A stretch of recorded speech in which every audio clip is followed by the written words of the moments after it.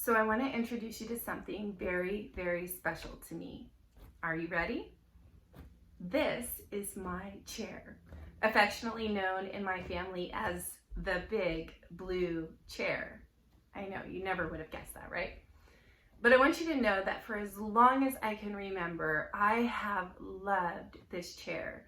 As a very, very little girl, it was in my grandparents' house in New Jersey. I have pictures of sitting on my grandfather's lap in this chair, taking naps in this chair. And then when my grandparents downsized, they shipped the chair to my parents' house, where it sat in our family's living room for many, many years. And then when my parents were downsizing, they were considering getting rid of the chair. And I ran and stood in between them and the chair and screamed, "No, I will rescue the chair." And so the chair moved into my bedroom with me. And then when I got married, it moved into me and Jacob's first apartment together and then our house. But this chair has pretty much been in every living space that I have ever been in. And you know, it really has held me in just about every season of my life. I mean, this chair has seen it all. I have cried in this chair. I have laughed hysterically with my friends in this chair. I've had really hard conversations in this chair. I've studied in this chair. I've taken many, many naps in this chair.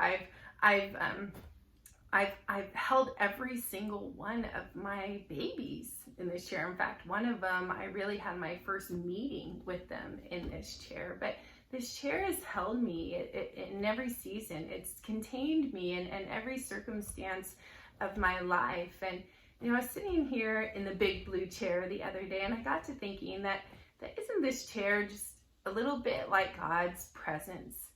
That God's presence actually contains us, not the other way around. I mean, what a small view of God that would be if we thought that God was actually contained within our circumstances, within our seasons of life.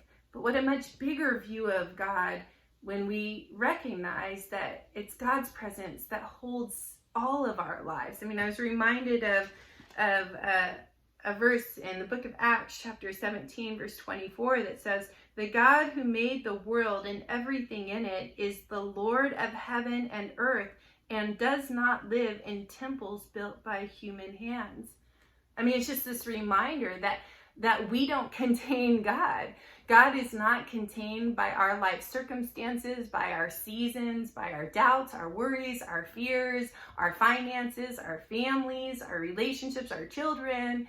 God is not contained by us or our seasons or what we're capable of or not capable of. Rather, that all of these things, everything that goes into us, everything that we are about is surrounded, is held by the presence and the authority of God.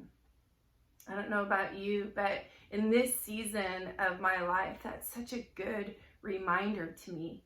You know, when we start to feel like things are spinning out of control in our lives, or we wonder, God, where is your presence in all of this? Or we find ourselves praying, God, would you infuse your presence in this or that situation, in this or that relationship, in this or that child? You know, when we find ourselves crying out to God in that way, maybe a better way to think about it would be that God is actually containing it all, that God is containing, holding that relationship, holding that fear, that worry, that job, that God is holding your life.